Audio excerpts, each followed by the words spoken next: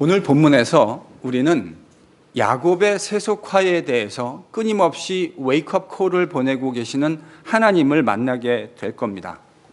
야곱은 정말 많은 우여곡절이 있기는 했지만 하나님의 은혜로 가나안 땅에 무사히 돌아올 수 있었습니다. 이 과정에서 하나님은 야곱을 보호하시고 인도하시겠다고 했던 그분의 약속을 신실하게 지켜주셨죠. 그런데 정작 야곱은 그 하나님의 약속을, 하나님과 맺은 그 베델의 약속을 까맣게 잊어버렸습니다. 야곱은 세속적 관심을 가지고 베델로 올라가지 않고 숫곳과 세겜이라는 땅에서 대략 10년이 넘게 정착해 버렸던 것 같습니다. 그 과정에서 그는 가나안 사람들과 또 별반 다름없는 모습으로 세속화되어져 갔습니다. 정신을 차리고 있지 못한 야곱이 세속화의 물결에 휩쓸려 가고 있는 동안 그의 딸 디나도 아버지와 마찬가지로 세속화의 물결을 거스르지 못했습니다. 디나는 가나안 딸들, 여러분 가나안 백성은 성적으로 타락한 백성들이잖아요. 소돔과 고모라에서도 저희들이 이미 보았고, 이 가나안 땅, 가나안 백성들이 가지고 있는 고고학 증거들을 보더라도 이들이 얼마나 성적으로 방종하고 타락했었는지를 저희들이 알게 됩니다. 바로 그 문화에 어울려서 여느 때와 마찬가지로 그 땅의 딸들과 어울렸어요. 여러분, 이 문화권에서 여자가 혼자 나가서 그 땅의 딸들과 어울렸다고 하는 것은 사태가 매우 심각했다고 하는 창세기 저자의 표현 방식입니다.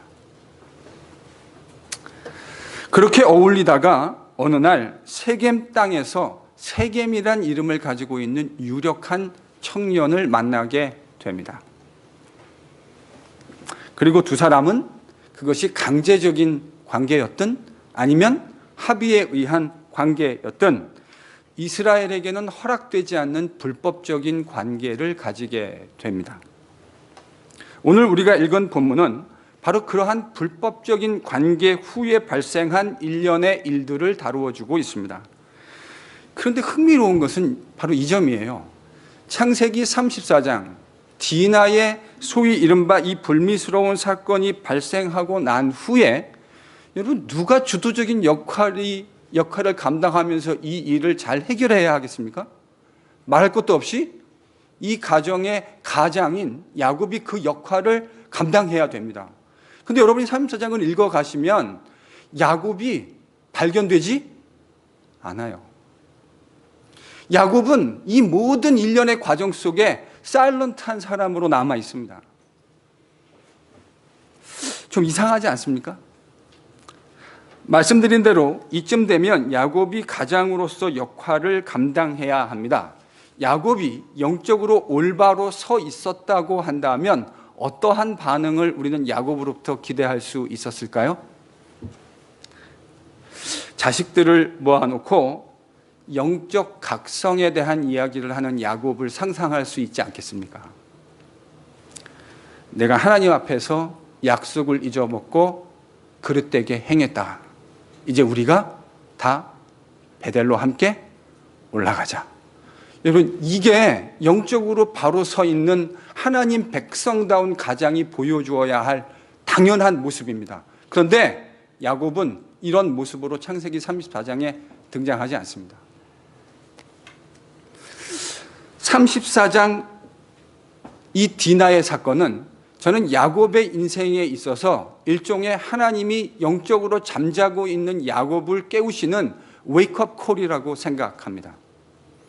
영적으로 바로 서 있는 사람은 이런 상황에서 이것이 하나님의 웨이크업 콜인 것을 단박에 알아차리게 되어 있습니다. 그런데 어디를 봐도 야곱은 이 하나님의 웨이크업 콜을 제대로 알아차리지 못합니다. 영적인 사인이 그렇게 분명하게 그 비컨 시그널이 그렇게 주어지고 있음에도 불구하고 그는 영적으로 참 둔감한 모습으로 등장합니다. 그렇다면 야곱이 왜 이렇게 영적인 웨이크업 콜에 제대로 반응하고 있지 못할까요? 그것은 그의 관심이 온통 세속적인 것에 팔려 있기 때문입니다. 여러분, 우리 이런 거 경험하잖아요. 같이 여러 사람들이 같이 모여 있는데 옆에서 뭐라고 사람이 얘기하고 있는데 잘 못 알아들어요.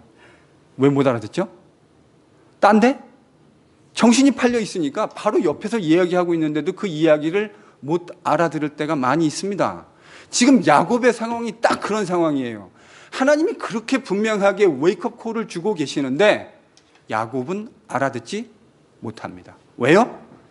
온통 그의 마음이 세속적인 것에, 하나님이 보여주시는 그 민감한 웨이크업 콜에는 반응하지 못하고 그의 마음이 도리어 어두워져서 세상의 세속적인 것에 온통 생각이 팔려 있으니 하나님이 그렇게 선명한 시그널을 주심에도 불구하고 안 들리는 거죠. 이 시기 야곱의 마음을 이해하게 해줄 수 있는 힌트가 8절부터 12절에 있습니다. 여러분, 야곱이 어떤 생각을 하게 됐을는지 이 문맥에서 8절과 11절, 좀 길긴 하지만 저희가 한 절씩 다 같이 읽겠습니다. 여러분, 지금 이 시기에 야곱의 고민이 무엇이었을까? 여러분, 디나 사건이 발생하고 난 후에 야곱이 고민하지 않았겠습니까? 여러분, 딸 자식을 가지고 있는 부모라면 이런 상황에서 얼마나 많이 고민이 되었을까요? 저도 딸이 있는데 이런 일이 발생하지 않았으면 좋겠습니다. 근데 이런 일이 발생하면 친정 아버지 입장에서는 참 많은 고민이 될 것 같습니다. 이 일을 어떻게 처리해야 되나, 이런 고민을 하고 있을 참이었을 텐데, 세겜이라고 하는 도시국가요. 그래서 이제 우리말로는 추장이라고 번역됐는데, 좀 역사적으로 생각해 보면 이 세겜이라는 도시 성읍의 왕입니다. 뭐 큰 나라는 아니지만 도시 성읍의 왕이에요. 이 하몰이라고 하는 사람은. 근데 이 하몰이 와서 야곱에게 뭘 맺자고 제안을 해요? 우리 사돈 맺읍시다. 여러분, 그러면서 하몰은 뭐라고 제안을 하냐면 이 세겜이라는 도시에 계속해서 살면서 비즈니스도 하고 기업도 얻으십시오. 우리 사돈을 맺읍시다. 근데 그 옆에 있던 아들, 이 사건 친 아들이 와가지고 뭐라고 제안하냐면, 이제 장인이 될 사람이죠. 이 세겜은 세겜 땅의 대권 순위, 영순위의 사람입니다. 근데 이 아들이 야곱의 패밀리가 요구하는 것은 무엇이든지 들어주겠다고 제안합니다. 그것이 무엇이든, 무엇을 요구하든 당신들이 요구하는 것은 다 들어주겠으니 누구만 달라고요? 디나만 주십시오. 이렇게 제안을 했습니다. 여러분, 이 제안에 야곱의 마음이 어땠을까요? 여러분, 이 제안에 야곱이 지금 이 정도 야곱의 상태라고 한다면 야곱이 어떻게 생각했을까요? 저는 중국말 한마디가 떠올랐습니다. 띵호와. 그러지 않았을까요? 지금 디나가 하나님 백성 이스라엘로서 해서는 안 되는 일, 즉 사고 쳤잖아요. 지금 사고가 제대로 쳐졌는데 그 사건이 야곱이 가만히 봤더니 어떤 의미에서 전화위복이 된 것 같은 느낌을 가지지 않았을까요? 여러분, 지금 야곱 입장에서 생각하면 디나가 사고를 치기는 했는데 남자를 하나 물은 거잖아요. 근데 그 남자가 어떤 남자예요? 세겜 땅에 대권순위, 영순위 하몰의 뒤를 이어서 세겜의 왕이 될 사람입니다. 그러니까 가만히 이 머리 잘 돌아가는 야곱이 봤더니 원래 지금 이 세겜 땅에 남아 있었던 목적도 뭐죠? 비즈니스, 목축 비즈니스 하기에 세겜 땅이 참 좋은 지역이잖아요. 그러니까 여기 그러지 않아도 남아 있을 마음이었는데 그 땅의 대권 순위, 영순위 후보와 디나가 눈이 맞은 거예요. 그래서 지금 이쪽에서 와서 디나만 주면 당신들이 요구하는 거 우리가 다 들어줄 테니 같이 살자고, 사돈 맺자고 제안하고 있는 겁니다. 여러분, 지금 야곱의 영적인 상태라고 한다면 야곱은 이 제안을 듣고 인간적으로 별로 기분 나쁘지 않았을 것 같습니다. 기분이 나쁘지 않은 정도가 아니라 목축하기에 아주 좋은 땅, 세겜 땅에 이제 제대로 정착할 수 있는 상황이 만들어지고 있는 거죠. 그러니 34장에서 야곱이 왜 조용하게 아무 말 안 하고 있는지 이제 좀 감이 잡히십니까? 이 혼담이 돌아가고 있는 동안에 야곱은 무슨 생각을 하고 있었을까요? 계산기가 지금, 여러분, 우리가 생각하고 있는 바로 그 정도의 생각, 머리 회전이 빠른 야곱이 못할 리가 만무하죠. 그는 그런 생각을 하고 있었을 겁니다. 이대로 상황이 흘러만 간다면 야곱의 입장에서 그리 나쁠 것이 없어 보입니다. 딱 한 가지만 빼고요. 뭐 한 가지가 빠졌을까요? 여러분, 이렇게 결혼을 하려면 하나님 백성 이스라엘은 이방인들하고 아무렇게나 결혼할 수 없잖아요. 그래서 이 이방인들이 이스라엘처럼 할례를 받고 하나님 백성으로 편입되어야만 이런 혼례가 가능해지는 거 아닙니까? 바로 그거를 야곱이 생각하고 있었겠죠. 바로 이 대목에서 누가 등장하냐면 야곱의 아들들이 등장합니다. 여러분 14절에서 17절을 읽겠습니다. 야곱의 아들들이 뭐라고 이야기하는지. 여러분 이 이야기는 야곱이 이 혼담이 오가는 상황 속에서 가장 불편했을 부분입니다. 이 야곱의 아들들이 알고 있는 내용을 야곱이 몰랐을 리 만무하잖아요. 야곱도 잘 알고 있었을 텐데 바로 그 간지러운 부분을 지금 누가 와가지고 대신 긁어주고 있는 거예요? 야곱의 아들들이. 할례 받지 않으면 당신들과 우리가 통혼할 수 없습니다. 그러니까 할례를 먼저 받으십시오. 이렇게 야곱의 아들들이 제안을 한 거죠. 사실 여러분 이 제안은 쉬운 제안은 아닙니다. 세겜에 있는 사람들이, 남자들이 다 할례를 받아야 된다. 이 세겜 성 추장 하몰, 내 아들 세겜을 위해서 이 할례를 받아야 된다고 하는 것은 여간 어려운 일이 아닙니다. 그런데 지금 이 말을 야곱의 아들들이 대신 해주고 있는 거죠. 근데 놀라운 건 이러한 쉽지 않은 제안을 하몰과 그의 아들 세겜이 좋게 여겼다고 하는 것입니다. 이제 여러분 이쯤 되면 야곱 입장에서는 뭐 하나도 걸릴 것이 없이 일사천리로 흘러가고 있는 것 같습니다.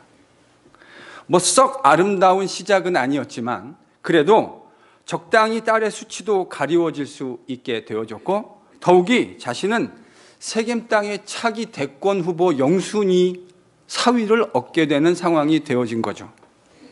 그러면 그는 이 세겜 땅에서 새로운 왕이 될 사위의 비호를 받으며 비즈니스 제대로 한번 할 수 있게 되어지는 거 아닙니까? 세겜 땅에 야곱은 새로운 명망가로 떠올 수 있는 아주 좋은 기회를 가지게 되었습니다. 더욱이 마음속에 깨림직한 부분으로 하나 남아있는 그 할례마저도 아들들이 나서서 한 번에 잘 해결했어요. 모든 것들이 야곱이 생각하고 있는 대로 그의 세속적 가치관에 의해서 일사천리로 흘러가고 있는 듯 싶었습니다. 언제까지요? 아들들의 끔찍한 살육 계획이 드러나기 전까지요. 이 이야기를 들은 하몰과 세겜은 야곱의 아들들이 얼마나 끔찍한 계획을 세우고 있었는지는 상상하지도 못한 채 성읍 사람들을 만나서 야곱의 아들들의 요구를 전달합니다. 물론 그 이야기를 면면히 살펴보면 그들은 또 그들 나름대로의 계산법이 있었던 것 같습니다. 여러분 이런 걸 보고 일종의 그 동상이몽이라고 하는 거 아닙니까? 야곱은 야곱대로, 야곱의 아들들은 아들대로, 하몰과 세겜은 세겜대로 서로 다른 꿈들을 꾸고 있었던 거죠. 하몰과 세겜의 바람대로 성읍의 남자들은 야곱의 아들들이 요구한 할례를 받습니다.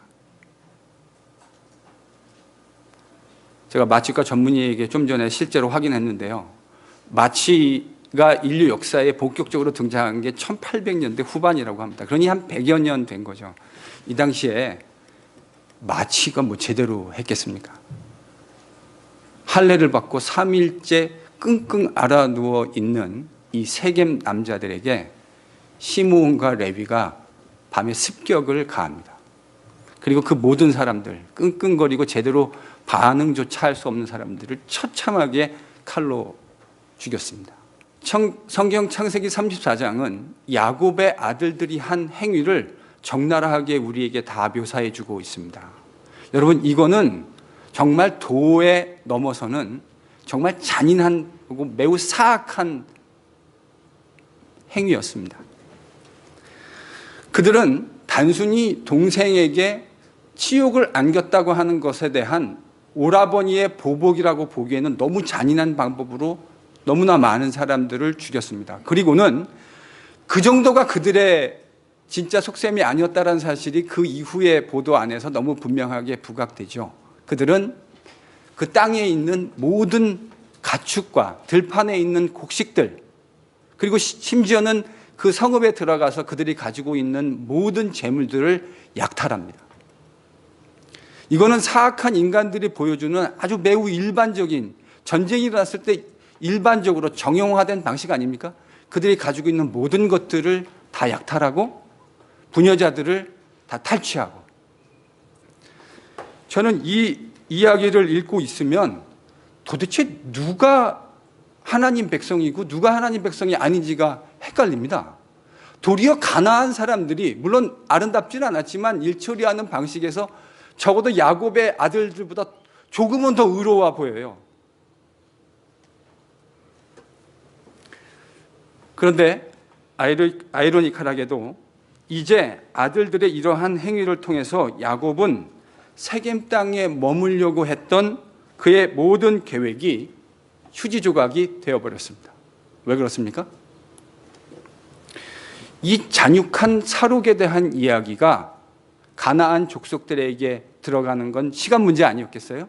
그러면 그런 잔인한 방법으로 들어와서 굴러온 돌이 박힌 돌을 뺀다고 이렇게 잔인하게 죽인 이 야곱 족속들을 가나안 사람들이 가만둘리?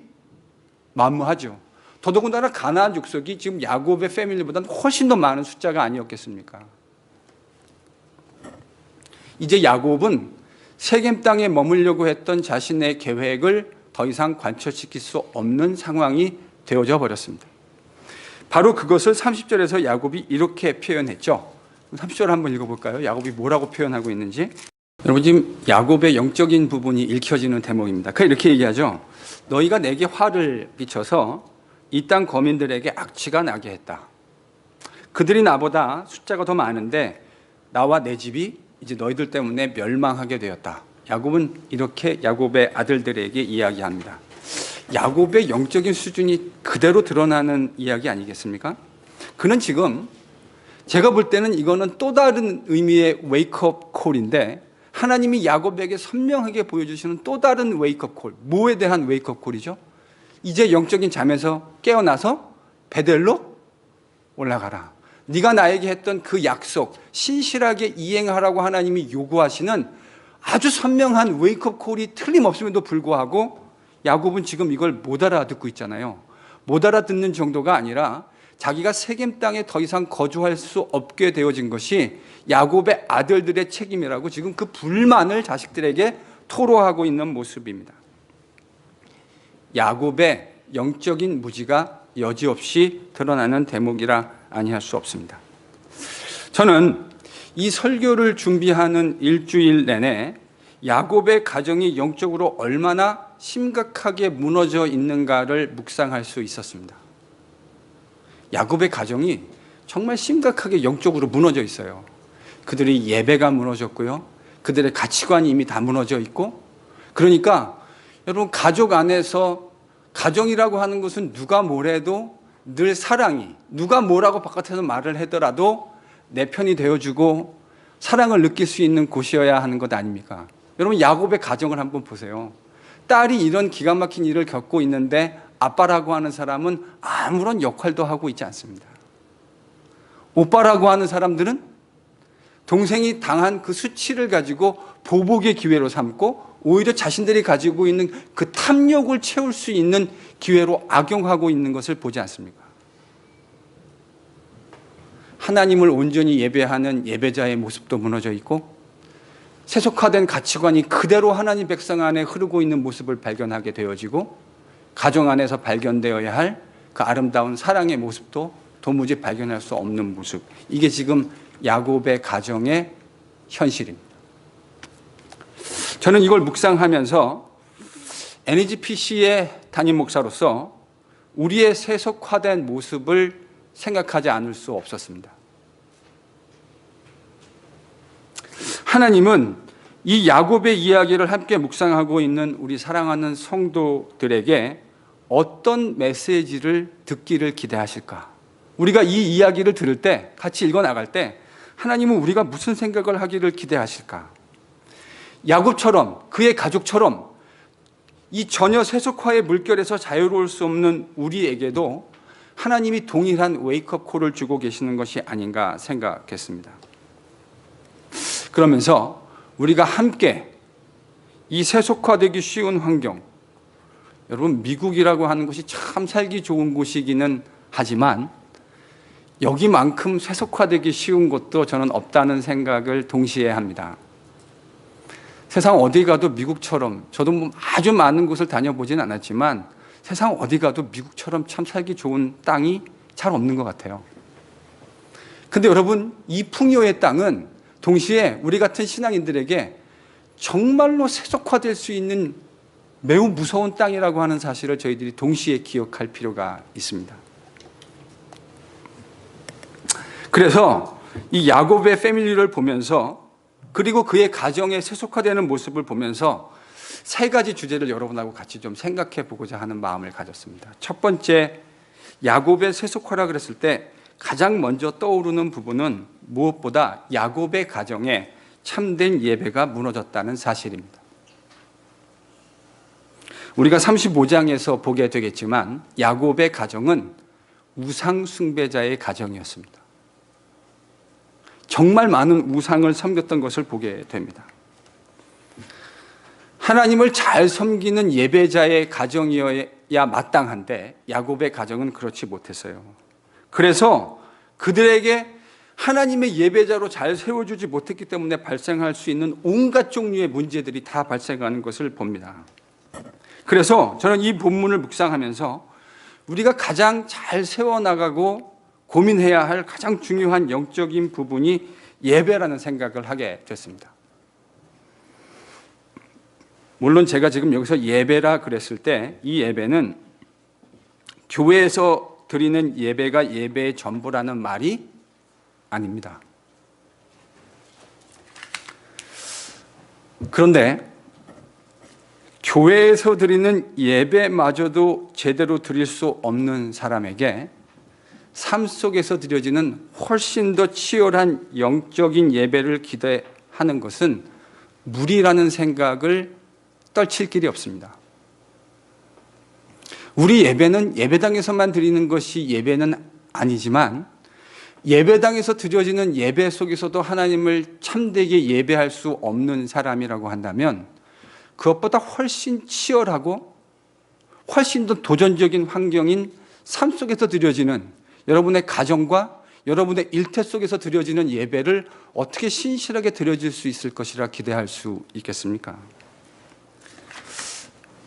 적절한 예인지 모르겠지만 여러분, 구구단 못 외우는 사람이 삼각함수,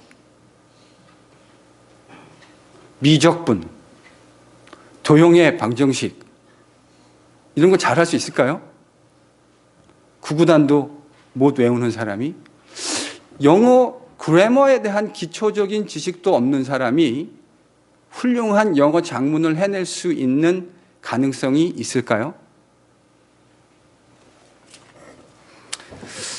여러분, 하나님께 드리는 예배는 신앙인들에게 있어서 베이직 중에 베이직입니다. 아무리 강조해도 지나침이 없다고 생각합니다. 그래서 중요합니다. 베이직은 정말 중요한 거예요. 영이신 하나님을 만나고 그분의 신적인 임재를 예배를 통해 경험하고 그 앞에서 영원히 죄인일 수밖에 없는 우리의 영적인 실존, 벌거벗겨진 그 실존을 제대로 경험해야 합니다. 그래야 겸손한 신앙인의 모습으로 사람들 앞에 교만하지 않고 신실한 모습으로 서갈 수 있습니다. 그 영적인 예배자의 모습으로 바로 세워져야 더 치열한 예배에서 하나님을 영광스럽게 할 수 있습니다.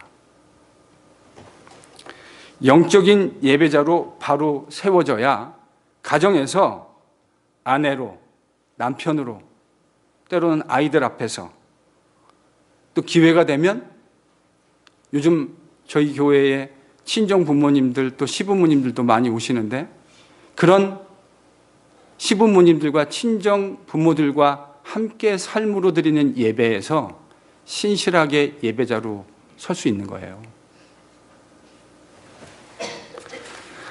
그렇게 영적으로 드리는 예배에서 신실하게 세워져야 훨씬 더 치열한 우리의 직장과 우리의 일터에서 우리가 드려지는 예배에서 신실한 하나님의 예배자로 그 치열한 현장에서 세워질 수 있는 거예요. 여러분 한번 따라해 보실까요? 진정한 예배자만이 삶으로 드리는 더 치열한 예배에서 하나님을 영화롭게 할 수 있습니다. 여러분이 하나님께서 우리가 이 땅을 살아가는 동안 허락하시는 이 귀한 예배의 자리에서 하나님을 제대로 만나고 하나님을 제대로 예배할 수 있는 여러분이 될 수 있기를 바랍니다. 야곱의 스토리를 읽으면서 우리가 가장 먼저 회복해야 할 모습은 저는 이 모습이라고 생각합니다. 두 번째, 야곱의 가정의 세속화를 생각할 때 빼놓을 수 없는 것이 물질입니다. 저는 야곱의 가정이 처참하게 무너져 있는 모습을 보게 되는데, 그 중요한 하나의 측면이 바로 야곱의 세속적인, 특별히 물질에 대한 가치관과 연관되어져 있다고 생각합니다. 그래서 저는요, 어떤 성도가 그의 물질을 대하는 태도를 보면 그 사람의 영적인 상태를 어느 정도 가늠해 볼 수 있다고 생각합니다. 제가 지금 드리는 이야기를 헌금을 많이 하라는 얄팍한 이야기를 하는 정도로 듣지 않으시기를 바랍니다. 연관되어 있어서 제가 지난번에도 한번 이런 얘기 한 적 있지 않나요? 제가 헌금에 대한 이야기하는 거 되게 부담스러워하는 목사예요, 사실은. 근데 오늘 이 이야기를 하지 않을 수가 없어요. 왜냐하면 본문 야곱의 패밀리가 겪고 있는 이슈가 바로 이 이슈였으니까. 여러분, 우리는 만몬과 하나님을 겸하여 섬길 수 없습니다. 이거 누구의 이야기죠? 이강택 목사의 이야기가 아닙니다. 누구의 이야기죠? 예수님의 친히 말씀해 주신 그 가르침 아닙니까? 우리는 만몬과 하나님을 겸하여 섬길 수 없다. 지금 예수님이 하나님과 비교될 수 있는 경쟁 상대로 만몬을 상정했다고 하는 이 이야기의 심각성을 여러분이 좀 고민하셔야 될 것 같습니다. 여러분, 제가 만몬이 하나님과 경쟁할 수 있다라고 하는 이런 참람한 말을 하려는 것이 아닙니다. 만몬은 하나님과 경쟁할 수 없습니다. 이건 말도 안 되는 이야기죠. 그런데요, 이 말도 안 되는 이야기가 가능해지는 곳이 있습니다. 거기가 어디입니까? 죄인의 마음입니다. 죄인의 마음, 적어도 죄인인 인간의 마음 속에 만몬은 하나님과 견주어 싸울 수 있을 정도의 상대입니다. 여러분, 이 말을 우리가 매우 심각하게 들어야 할 필요성이 있습니다. 여러분, 하나님과 싸워서 이길 수 있을 만한 상대가 누구라고요? 만몬이요. 누구의 마음속에서요? 우리의 마음속에서요. 적지 않은 경우 만몬이 사람들의 마음속에서 하나님을 이기는 일이 일어납니다. 적지 않은 정도가 아니라 많은 경우에 만몬이 이깁니다. 여러분, 이게 죄의 막강한 영향력입니다. 얼마나 많은 신실한 목사들이 이 만몬에 의해서 쓰러져 갔는지를 저희들이 얼마나 많이 역사 속에서 보아왔습니까? 이거로부터 자유로울 수 있는 사람이 아무도 없다고요. 만몬이 그렇게 강력한 하나님의 경쟁 상대예요. 죄인인 우리들의 마음속에서요. 여러분, 우리는 단 한 명도 예외 없이 만몬의 지배를 받든지 아니면 만몬을 지배하든지 둘 중에 하나를 하게 되어 있습니다. 이 가운데 중간 지대도 없고 회색 지대도 없습니다. 만몬의 지배를 받든지 아니면 만몬을 지배하든지. 그래서 첫 번째 주제가 매우 중요해요. 여러분, 하나님을 예배하는 자는 만몬을 지배합니다. 하나님을 예배하는 자는 만몬을 지배합니다. 그런데 만몬의 지배를 받는 자는 결단코 하나님을 제대로 예배할 수 없습니다.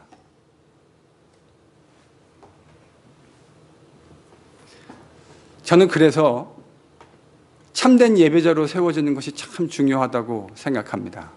참된 예배자로 세워지면 만몬을 지배할 수 있게 되어지거든요.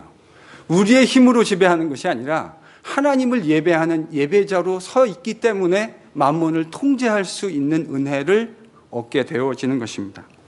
여러분, 그래서 어린 자녀들에게 하나님 앞에서 바르게 재물을 사용하는 법을, 저는 이 교육은 어리면 어릴수록 좋다고 생각합니다. 머리가 한 살이라도 더 커지기 전에 이 교육이 실행되는 것이 매우 중요해요. 하나님이 주신 그 귀한 재물을 어떻게 하나님이 원하시는 방식대로 구별해서 사용할 수 있는가를 어렸을 때부터 가르쳐 주어야 합니다. 여러분, 그거 아시죠? 가장 좋은 교육은 입으로 해주는 교육이 아니라 무슨 교육이죠? 보여주는 교육입니다. 이건 제 얘기가 아니라 많은 교육학자들이 하는 이야기예요. 귀로 들려주는 교육보다 눈으로 보여주는 교육이 훨씬 더 파워풀하다고 합니다. 그러니 우리 아이들이 잘 하나님 앞에 만몬을 통제하는 사람으로 세워지는 것을 보고 싶거든. 어떻게 하는 것이 가장 지혜로운 방법일까요? 만몬을, 하나님을 예비하고 만몬을 통제하는 모습을 아이들에게 보여주는 겁니다. 그러면 아이들이 만몬을 통제하는 법을 우리를 통해서 배우게 될 겁니다. 저는 이 대목에서 여러분들에게, 아이들에게 이 교육을 꼭 좀 시키라고 권면드리고 싶습니다. 무슨 교육이냐면 11조 교육입니다. 이렇게 얘기하니까 또 불편하세요? 제가 구약적 의미에서 11조를 해야 한다고 말라기에 있는 거, 옛날에 저도 이런 설교 들으면 막 청년 때 마음이 불편했거든요. 하나님께 11조를 드려보라. 그가 너희 곳간을 채우는지. 제가 지금 그런 얄팍한 이야기, 11조 좀 몇 푼 더 걷어내겠다, 이런 얄팍한 이야기를 하고 있는 것이 아닙니다. 11조 하면 하나님께서 축복하십니다. 11조 안 하면 암 걸립니다. 이런 패역하고 못돼 먹은 이야기를 하려는 것이 아닙니다. 다만 하나님께서 우리에게 주신 귀한 재물을 규모 있게, 내가 가지고 있는 것에서 일부를 인색하지 않고 하나님이 주셨다고 생각하고 그것을 잘 통제해서 규모 있게 하나님께 드리는 이 훈련을 잘 해야 합니다. 그것을 아이들에게 잘 보여주셔야 돼요. 그래야 아이들이 이 만몬이 횡행하는 이 미국의 자본주의 시스템 안에서 그 만몬에게 휘둘리지 않으면서 하나님만 예배하는 신실한 예배자의 모습으로 살아가는 모습을 볼 수 있게 될 거라고요. 여러분, 그런 거 보고 싶지 않으십니까? 우리 애들이 막 대학 졸업하고 직장 했는데 완전히 돈에 눈이 멀어가지고 그렇게 막 살아가는 모습을 보고 싶으세요? 아니요. 저는 우리 아이들이 신실하게 하나님께 자기의 것을 기쁨으로 내어드리고 헌신하는 그런 모습을 보고 싶다고요. 그런 NGPC 공동체가 되는 거 보고 싶다고요. 여러분, 그러려면 한 살이라도 어렸을 때부터 정확하게 하나님을 섬기는 예배자의 모습을 가르쳐 주어야 합니다. 그래야 애들이 만몬을 통제하게 될 거라고요. 여러분, 100불 벌 때 10불을 11조 하는 게 쉬울까요? 10만 불을 벌 때 10,000불을 11조 하는 게 쉬울까요? 뭘 그렇게 고민하십니까? 전자가 훨씬 쉽습니다.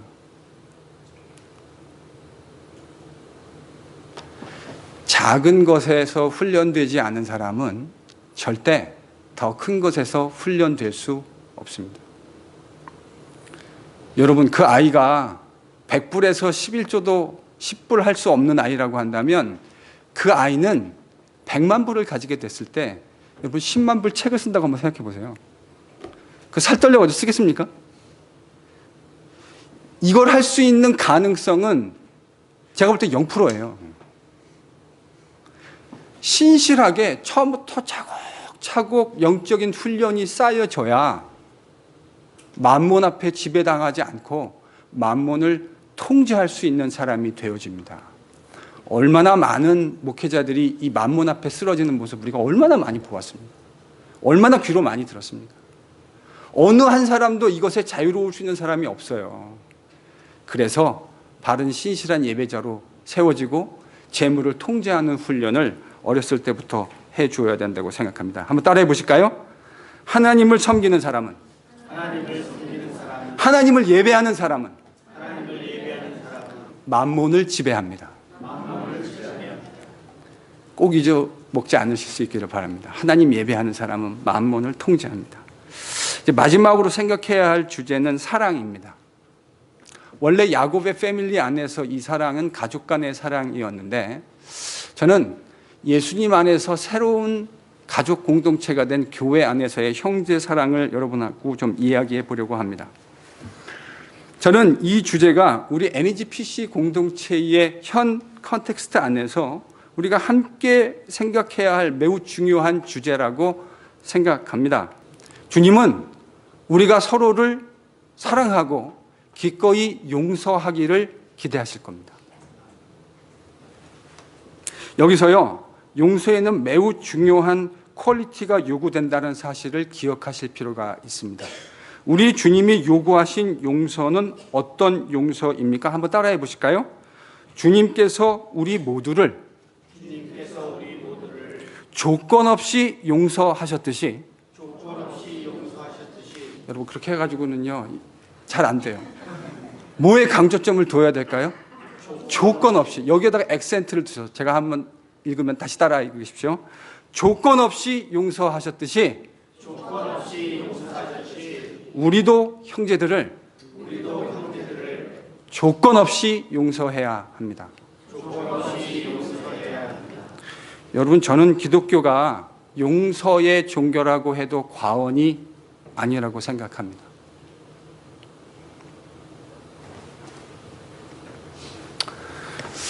우리의 귀에 사단이 늘 들려주는 사실 같은 거짓말이 무엇인지 아십니까? 무슨 거짓말이요?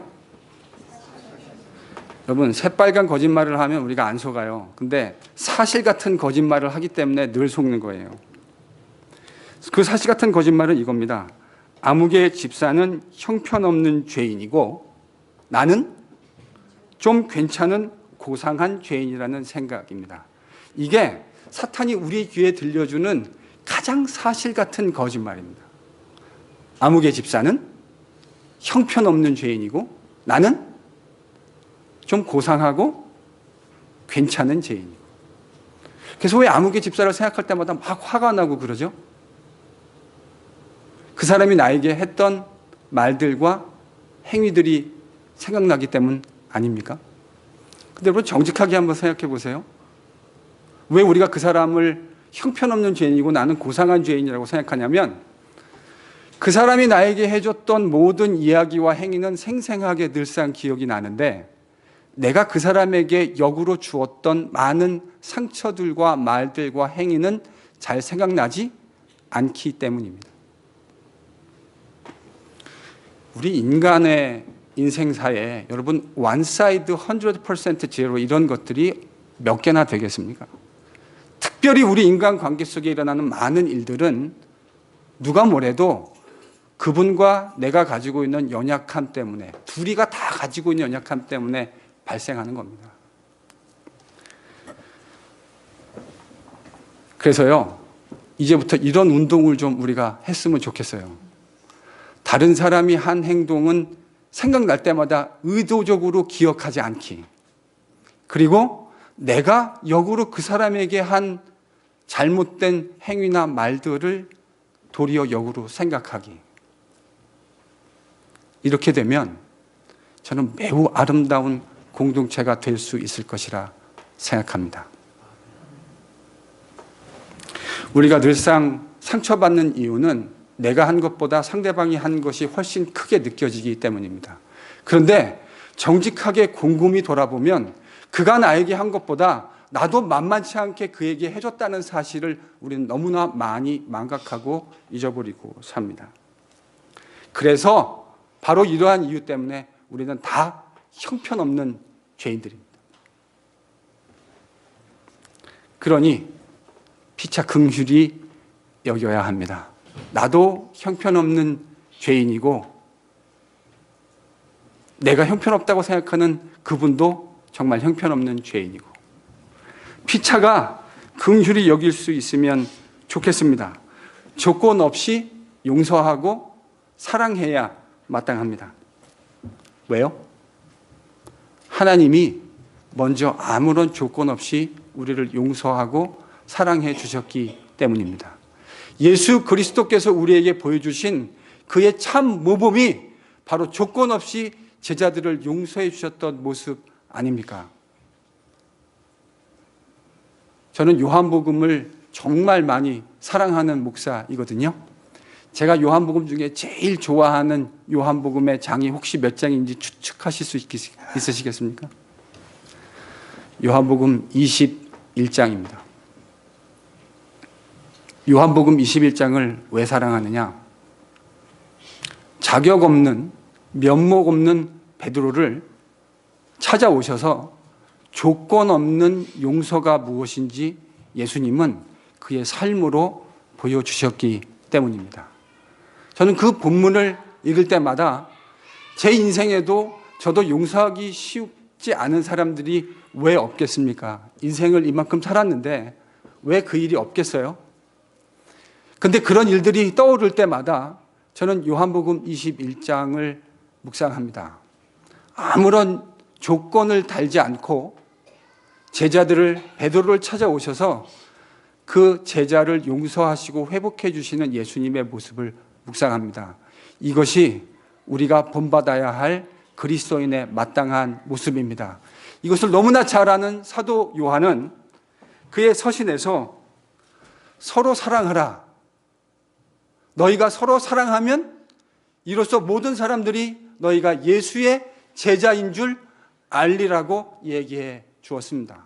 여러분, 예수님의 제자됨의 모습은 다른 모습이 아닙니다. 서로 사랑하는 겁니다. 사랑할 수 없을 정도의 힘든 사람마저도 사랑해내는 겁니다. 여러분, 이게 기독교의 복음입니다. 교회 공동체는 이것을 실현할 수 있는 공동체여야 합니다. 그래야 세상에 있는 사람들이 예수께서 용서해 준 용서가 무엇인지를 교회 안에서 느낄 수 있게 되는 거 아닙니까?